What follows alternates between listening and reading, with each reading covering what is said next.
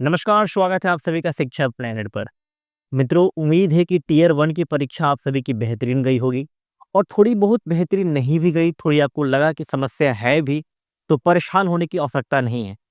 खास तौर पे ये हमारी संगीत शिक्षा की जब मैं बात करता हूँ, तो कुछ चीज़ें आपको बता रहा हूँ, उन चीज़ों को आप एनालाइज़ करिए, ध्यान से समझिए।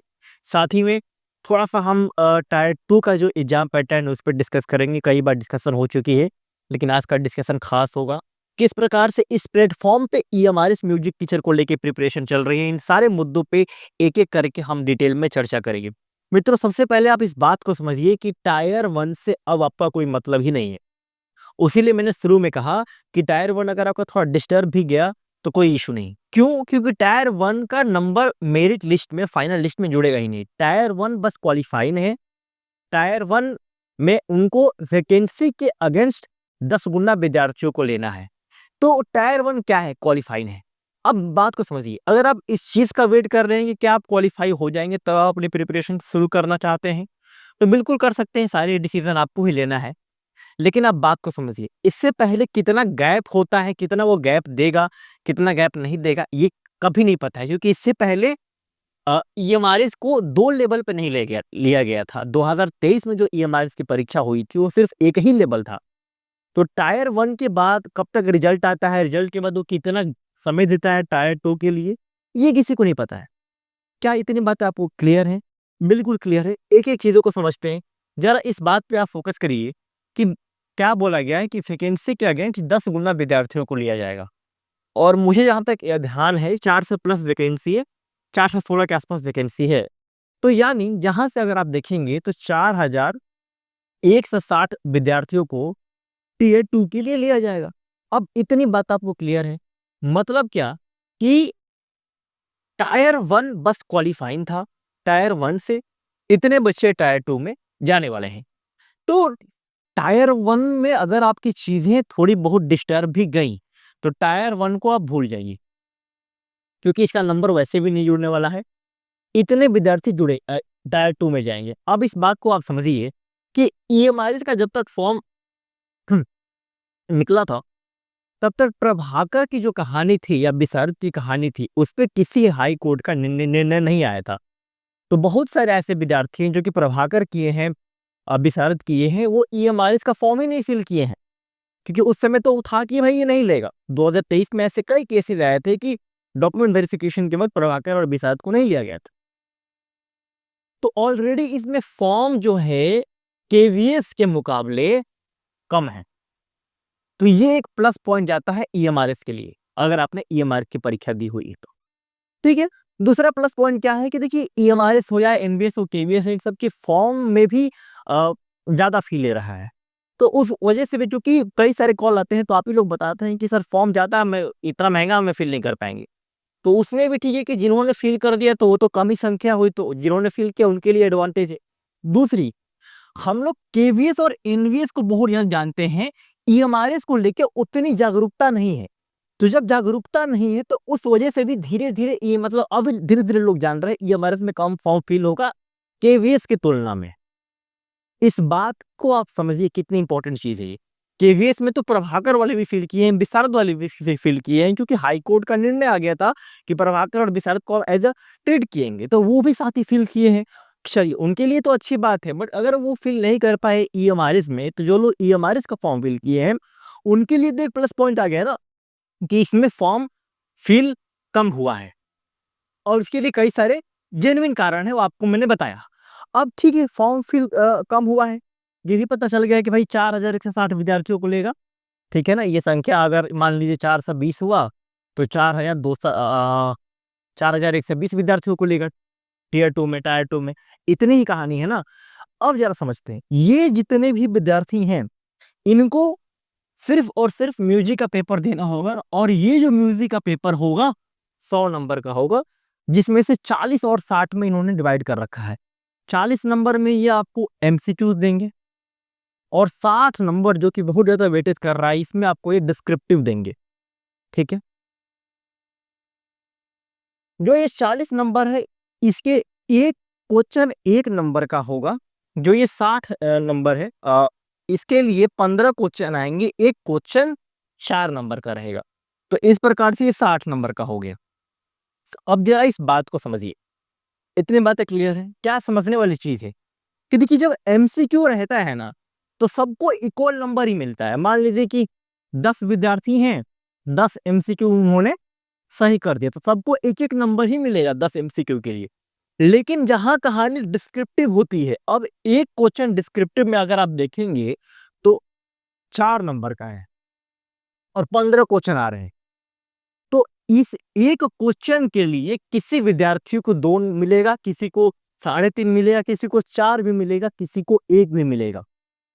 मतलब सारी कहानी जो ये 60 नंबर है ना, यहीं पे आ जाती है। क्योंकि ऑब्जेक्टिव काफ़ी तक आप लोगों की प्रैक्टिस थी और उसी प्रकार से आप लोग पढ़े हुए थे।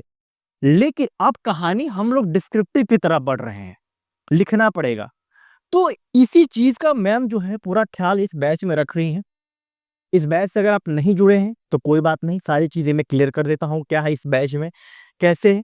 मित्रों, जब टायर 1 आया था तब से ये बैच हम लोगों ने लॉन्च किया था। अभी इस पे 30% का डिस्काउंट चल रहा है।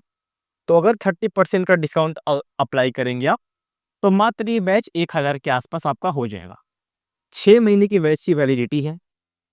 मैम बहुत ही बेहतरीन तरीके से इसमें क्लासेस को लेके चल रही हैं, एक-एक चीज़ों को पकड़ के लेके चल रही हैं।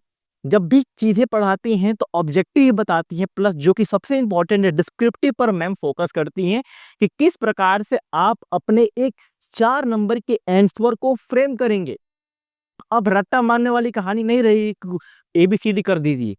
आंसर को फ्रेम करना है, कहाँ पॉइंट वाइज लिखना है, कहाँ पैराग्राफ में लिखना है, पैराग्राफ में लिखना है तो किस प्रकार से क्या उसमें पॉइंट लिखना है, क्या अंडरलाइन करना है, ये सारी चीज़ें मैम अपने लाइव सेशन में जब क्लास लेती हैं तो डिस्कस करती हैं। मित्रों, बैच तो टियर 1 के टाइम ही लॉन्च हो गया था, तो अगर आपकी क्लासेस छूट गई हैं तो वो सारी क्लासेस आपको रिकॉर्डेड फॉर्मेट में मिल जाएँगी। ठीक है? नहीं छूटी है तो अच्छी बात है, लाइव प्लस रिकॉर्डेड देखते रहिए। सारी जो सिलेबस है ना, सिलेबस के अनुसार क्लासेस चल रही हैं। अब सिलेबस की जब मैं बात करता हूँ ना, तो एनवीएस हो, केवीएस हो, ईएमआरएस हो, इसमें टायर 2 का आप सिलेबस देखने जाएँगे तो इन तीनों का सिलेबस डिट्टो सेम है, एक-एक वर्ड सेम है। तो अगर आप एक सिलेबस के हिसाब से प्रिपरेशन कर रहे हैं, तो इन तीनों की प्रिपरेशन आपकी हो जाएगी। और मैं दावे के साथ कह सकता हूँ कि अगर आपने ईएमआरएस फ़िल किया है, तो आप केवीएस भी फ़िल किए ही होंगे। भले ही एनवीएस आप फ़िल नहीं कर पाए होंगे क्योंकि एनवीएस में इसने बीएड माँग दिया था। लेकिन केवीएस और ईएमआरएस तो सबने फ़िल किया होगा और केवीएस और ईएमआरएस का सिलेबस जो है बिल्कुल डिट्टो सेम है। तो यहाँ कोई समस्या होने वाली नहीं है। क्या इतनी बातें आपको क्लियर हैं? लाइव प्लस रिकॉर्डेड क्लासेस आपकी जो भी क्लासेस रहती हैं उनके पीडीएफ नोट्स आपको प्रोवाइड किए जाते हैं। साथ ही में हम लोग आपको टेस्ट सीरीज देते हैं। अभी टियर 1 जो हुआ था ना ईएमआरएस का, उसके लिए भी हम लोगों ने टेस्ट सीरीज दिया है। केवीएस का जो टियर 1 होने वाला है, इसके लिए भी टेस्ट सीरीज प्रिपेयर हो रहा है, जल्दी अपलोड हो जाएगा। देखिए, टियर 1 की बात करें तो केवीएस थोड़ा-सा डिफरेंट है क्योंकि इसमें टीचिंग एप्टीट्यूड वगैरह नहीं पूछ रहा है। डोमेन में पेडागोजी जो पूछा गया था इस बार ईएमआरएस में, इसमें केवीएस में नहीं पूछा जा रहा है। तो टायर 1 में डिफरेंसेस है और मुझे केवीएस का पैटर्न टायर 1 के लिए बेहतर लगा ईएमआरएस के कंपैरिजन में। उसके लिए अपने-अपने कारण हो सकते हैं। तो अगर आप केवीएस के लिए प्रिपरेशन कर रहे हैं, ईएमआरएस का फॉर्म में आप लोगों ने फिल नहीं किया तब भी कोई दिक्कत नहीं है क्योंकि इसमें हम लोग आपको टेस्ट सीरीज देंगे। जैसे ईएमआरएस में टायर 1 के लिए हम लोगों ने 10 सेट दिया था जनरल का, 10 सेट दिया था लैंग्वेज का। तो जनरल की चीज़ें भी कंप्लीट हो जाएँगी और सारी चीज़ें भूल के जब आप टायर 2 पे फ़ोकस करते हैं, जहाँ पे सिर्फ़ और सिर्फ़ आपसे म्यूज़िक पूछा जाएगा। क्या पूछा जाएगा? सिर्फ़ और सिर्फ़ आपसे म्यूज़िक पूछा जाएगा, तो उसके लिए तो बेहतरीन बैच है। पूरे 100 नंबर की बेहतरीन तैयारी इस बैच से हो जाएगी। ऑलरेडी आप लाइव सेशन में जाएँगे या वीडियो सेशन में जाएँगे, तो मैम के कई सारे लेक्चर्स आपको मिल जाएँगे। थ्योरी वाले लेक्चर आप देखना, एमसीक्यू वाले नहीं। तो ज़्यादा आपको बेटर क्लियर आएगा। वैसे आप देखने का तो कोई भी देख सकते हैं। तो अगर आप एज़ अ रेफरेंस देखना चाहते हैं, एज़ अ डेमो के पर्पज़ पे देखना चाहते हैं, पहली बार चैनल पर आए हैं, मैम को पहली बार देख रहे हैं, तो ऑलरेडी वीडियो या लाइव सेशन में जाएँगे तो कई सारे डेमो लेक्चर आपको देखने के लिए मिल जाएँगे। तो इस प्रकार से सारी क्लासेस चल रही हैं। मित्रों, एप्लीकेशन शिक्षा प्लेनेट के नाम से है, वेबसाइट भी शिक्षा प्लेनेट के नाम से है। सारी चीज़ मैं आपको दिखा दे रहा हूँ। हम आईफ़ोन पर भी हैं, आईपैड पर भी हैं, मैक पर भी हैं। विंडो पर भी हैं, एंड्रॉयड पर भी हैं, वेबसाइट भी है, हम हर जगह अवेलेबल है, आप जहाँ से पढ़ाई करना चाहते हैं, कर सकते हैं, ठीक है? और थोड़ा चीज़ों को आगे लेके चलते ही देखिए, ये इस प्रकार से जब एप्लीकेशन डाउनलोड करते हैं, तो इस प्रकार से एप्लीकेशन खुलता है। सामने ही यहाँ पर आपको बैच मिल जाता है, ठीक? इस पर भी क्लिक करके आप आगे बढ़ सकते हैं। ये नहीं दिखता है तो पेड कोर्सेज यहाँ पे दिखेगा, ठीक है ना। इस पेड कोर्सेज पे आप जैसे ही क्लिक करते हैं मित्रों, ये पेड कोर्सेज पे इस प्रकार से ये मिलता है ईएमआरएस। ईएमआरएस पे आप जैसे ही क्लिक करते हैं, यहाँ पर आपको ये बैच मिल जाएगा, ठीक है। इस बैच पे SP25 कूपन कोड आपको यूज करना है। ये कूपन कोड यूज करेंगे, कूपन कोड दिखाएगा भी, बस अप्लाई पे क्लिक करना होगा। तो जो 14 से 21 दिख रहा है वो मात्र 1000 कुछ रुपया आता है आपका। तो इतने में आपको ये बैच मिल जाएगा, 30% का भी डिस्काउंट चल रहा है। और अगर आप वेबसाइट से भी लेना चाहते हैं तो ये हमारा वेबसाइट है शिक्षाप्लान.in के नाम से। आप यहाँ पर भी जाएंगे तो ये कोर्स मिल जाएगा। पेड कोर्सेज में भी जाएंगे तो आपको एनवीएस केवीएस ईएमआरएस का ऑप्शन देखने को मिलेगा। ये रहा, व्यू कोर्सेज में जाएंगे एंड फिर आपको यहाँ पे बैच मिल गया, तो यहाँ से भी आप बैचेज ले सकते हैं। बेहतरीन तरीके से सारी चीज़ें चल रही हैं मित्रों।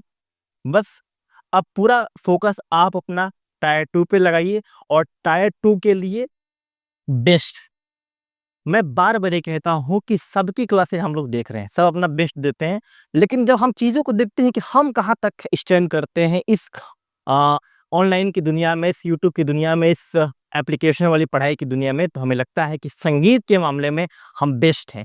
और ये बार बार मैं नहीं कहता हूँ, ये बार बार वो विद्यार्थी कहते हैं जो हमसे जुड़े हुए हैं। अगर आप जुड़े हुए हैं तो अच्छी बात है, अपने भावनाओं को नीचे व्यक्त करिए। और इन सारी चीज़ों का लिंक, एप्लीकेशन का लिंक और वेबसाइट का लिंक मैं डिस्क्रिप्शन में दे रहा हूँ, ठीक है ना। वैसे आप प्ले स्टोर पर भी लिखेंगे शिक्षा प्लेनेट तो आपको मिल जाएगा, गूगल पर भी लिखेंगे तो मिल जाएगा, हर जगह हम लोग अवेलेबल हैं। चलिए, धन्यवाद मित्रों।